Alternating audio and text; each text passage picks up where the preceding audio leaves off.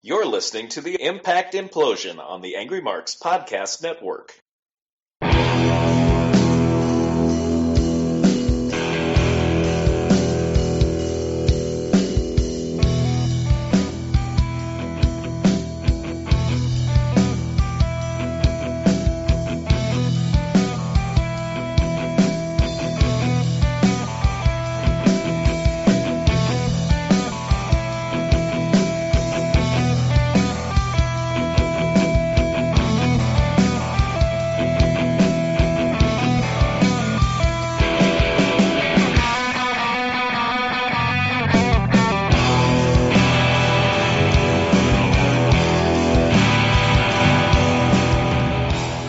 It is November 29th, 2015.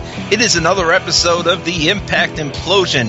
And as always, I am Seth Drinkin, and on the other end is Mike Polin. Hello!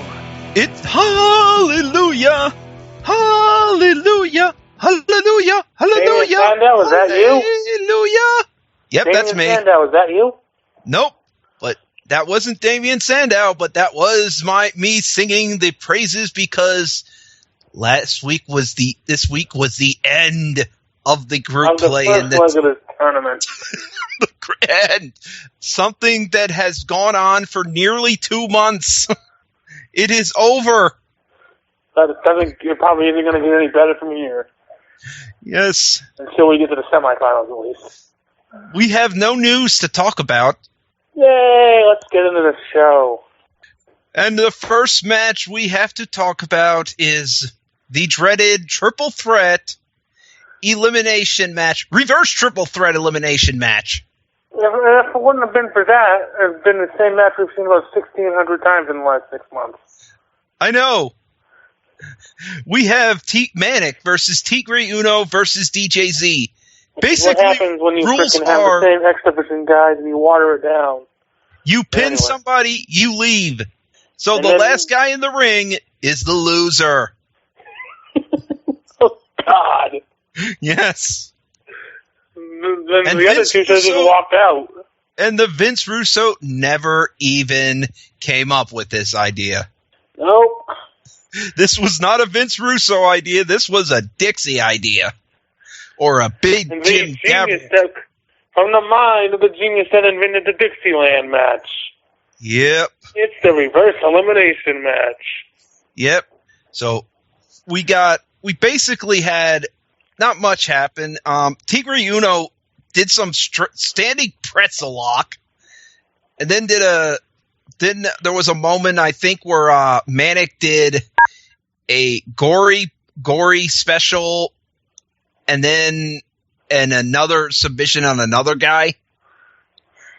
It was basically weird. DJZ gets the first pinfall, and he leaves. Yep. So now it's between Manic and Tigre Uno. Winner is moving on. Loser is the last man in the ring and loses. Tigre Uno wins and leaves. And Manic gets to stay in the ring for his punishment. We must all point our finger at him and yell shame at him. Shame on you. Then we get to see Drew at the airport from last week, pretending to be heading to the Impact Zone in Orlando, except this was already taped. Yeah. I'm about to make a flight. The plane heading for Orlando's leaving. I'm still going to make my flight.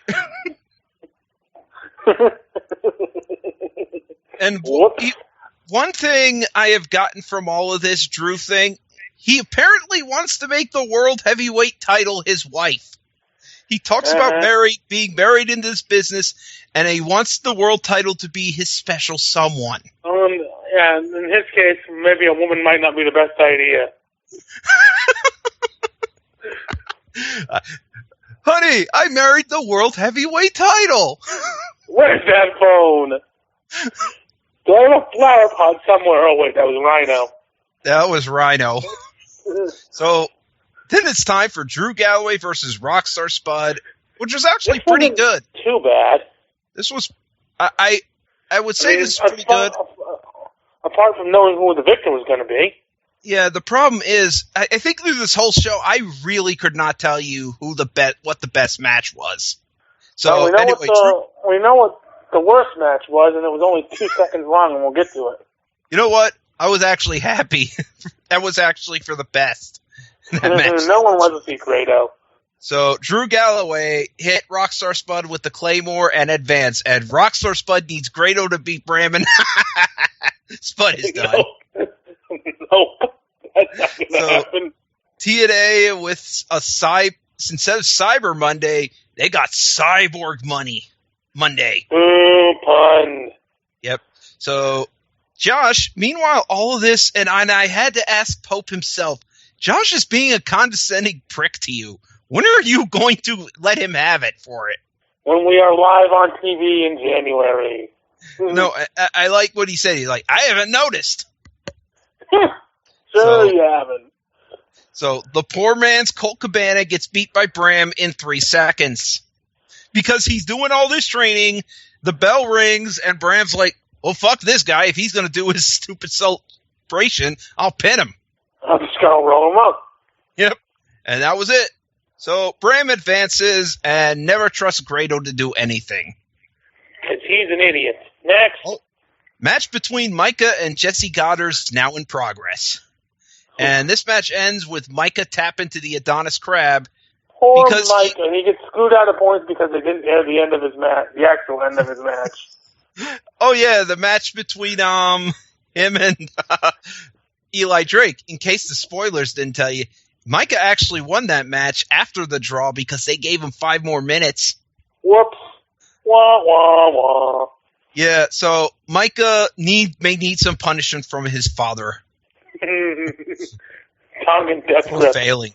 Tongue and death grip for failing. Or just a kick to the face. That'll knock you out. Oh, yeah. It always somehow looks like it missed. Up next, Angle discusses his future with TNA. So he's hyping up the retiring. Yep, after the UK tour. Yep, Maximum Impact Tour, and it's going to be his retirement tour. People were like, he can come back to the Rumble. No, because I think the Rumble's actually before that. Yep, so time for Davey Richards versus Robbie E. Boom. And they're keep hyping how great the Richards-Edwards match was. It wasn't that great, guys. Nope. So it's the not fans that are all, into you, bro. Anyway.